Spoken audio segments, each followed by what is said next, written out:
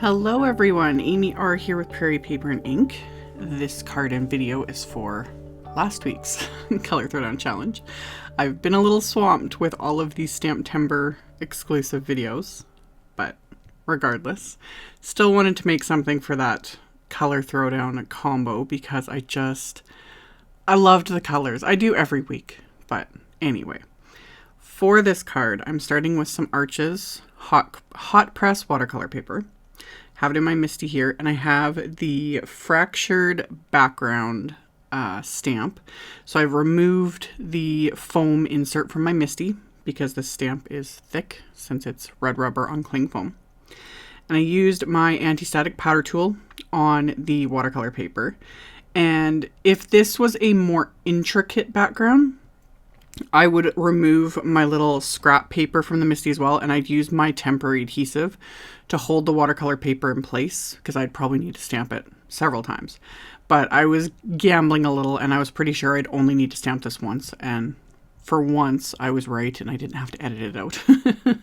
But I only had to ink up the stamp and stamp it once. So I inked it up with clear embossing ink, pressed it down really well onto this background, and then I'm going to heat emboss it with Simon's gold embossing powder, because not only did I love the color combo for this challenge, I thought they would go so well with gold. It was purple, green, and blue, but the green was kind of a you saw it in the beginning picture, and you'll see it more as I use it, but like kind of that olivey, I don't know, it's a very different shade of green. And I went through all my little Prima watercolor palettes to find the perfect shade of green, and still ended up mixing a little bit just to get the color I want, but I'll get to the green in a minute. But coated that background with that gold embossing powder and then melted it with my heat tool. So I have these pretty gold lines. And as always, I was like, ooh, this looks nice just like this. I could just leave it like this and, make a card, because there's just something about gold. And, well, yeah. You guys know me. I love gold, white, black together. I could do that all day, every day. Anyway, I taped this down to a hardboard with my painter's tape. And then I'm using my Prima Tropicals palette. I'm not even kidding. I had about 4 different palettes stacked up, and I was going to use them all and really just pick and choose and all that. But then I really took a look at my Tropicals palette, and I was like, wait a minute, I have perfect colors in here. So the only real, mixing I did to get the sort of purple shade is I mixed one of the purples and the pinky sort of shade in this palette together, just to get the color how it appears on the graphic on my computer. Because that's the thing with our Color Throwdown Challenge every week. We're not exact. It doesn't have to be 100% specific. And the thing with people looking on their phones, or you're looking on your computer monitors, it's amazing how, depending on what software, all the different things when it comes to tech, how something appears. So I was going by what I was seeing. So anyway, I am using 3 different watercolor brushes. You don't need a ton. I sometimes like to be extra. Also, I am using my silver Black Velvet watercolor brushes. People have been asking me about these. I just have started using them again. These are very pricey for most card makers. I couldn't afford them for the longest time, and it took me a long time to build them up. I don't even think Simon Says Stamps sells them anymore, or if they do, they're only getting rid of the stock of them. Honestly, the Royal and Langnickel Zen brushes, I use those a lot too. Work really, really well. Doesn't really matter, especially with something like this, what brand of brush you're using, honestly. I'm using 3 only because I'm using a large one to apply clean water to each section. And then I use a second smaller brush to apply the color, so it's saturated with the color. And then I just use a third almost clean brush to kind of pull that color out. That's it. And the other thing with this is graphics like this, backgrounds like this, images that are very geometric, very simple. These are great for practice. They're also really, really great if you want to practice no-line watercolor, or just no-line coloring in general. It doesn't have to be watercolor. Because you're not having to worry so much about shading, shadows, depth, flower petals, all the different things. You can just kind of play and experiment. So after I'd done this, I was like, ooh, this would have been really fun doing no line with. But again, I wanted the gold, so that's why I went with it. So I did this whole background. That green you can see I mixed with a bit of the yellow and whatnot to get it to that shade. And then after everything was completely dry, again, completely dry, I splattered on the blue and I splattered on the purple because I can't not splatter. And then I'm going to add gold splatter as well. So I pulled out my Ranger Perfect Pearl powder, my gold Perfect Pearl powder. I just put a little bit of water right on my hardboard, pick up the powder. With this, I do use like my super cheap brushes for splatter. Perfect Pearl powder does wash out quite well, but I generally most of the time would rather just use my cheap watercolor brushes for anything like that, just in case I don't clean it out very well, because there are binders in that powder when you mix it with water. So anywho, splattered everything, let it completely dry, remove the tape, which is always the most satisfying feeling. That and heat embossing, like watching heat embossing powder melt, it's like so satisfying. So remove that. And then I die cut this with the largest of the A2 thin frames wafer die.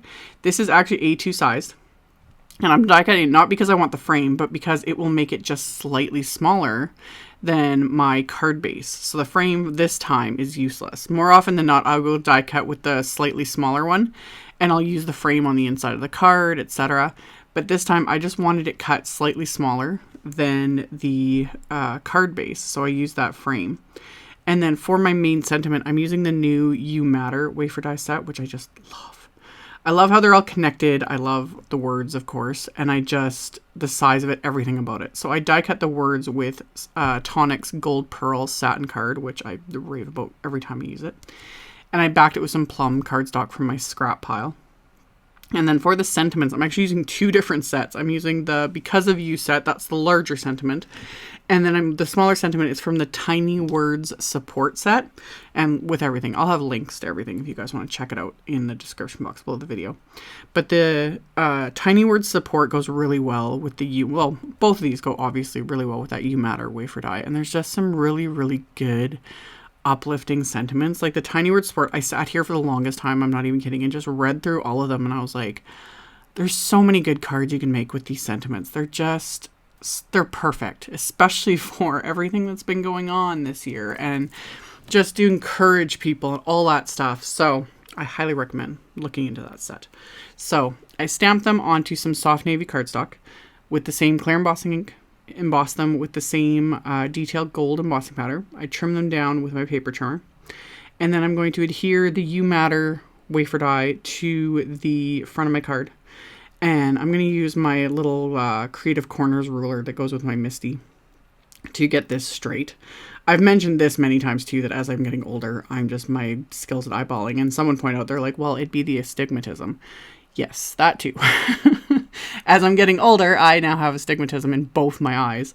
So I'm just not as good as I used to be. Back in the day in my earlier videos when, people were so awed at my wonderful eyeballing skills.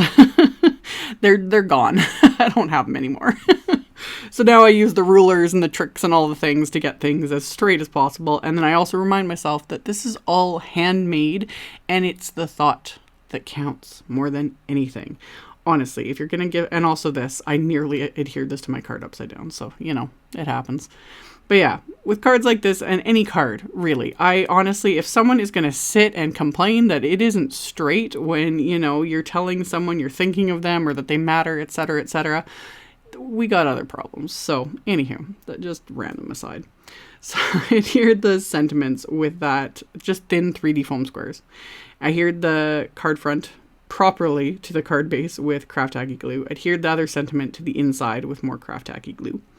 And then as a final bit of bling, I have my, of course, Studio Katia Peridot. Again, I Googled it before. I know I need to write it on the container, but I Googled it before to make sure I pronounce it properly. But really, it doesn't matter. You can pronounce it both ways. I've noticed that too when you Google it. But anyway, those crystals were the perfect shade of green for this card. So I adhered a bunch of those into place, and that finished it off. So as always, I will have a link below the video to my blog post, link to all the supplies used. You can check that out below if you're interested. Stay tuned. I will have a ton more videos coming for Stamptember and the exclusives and all kinds of other things. So stay tuned, and I'll see you all very soon in the next video. Bye!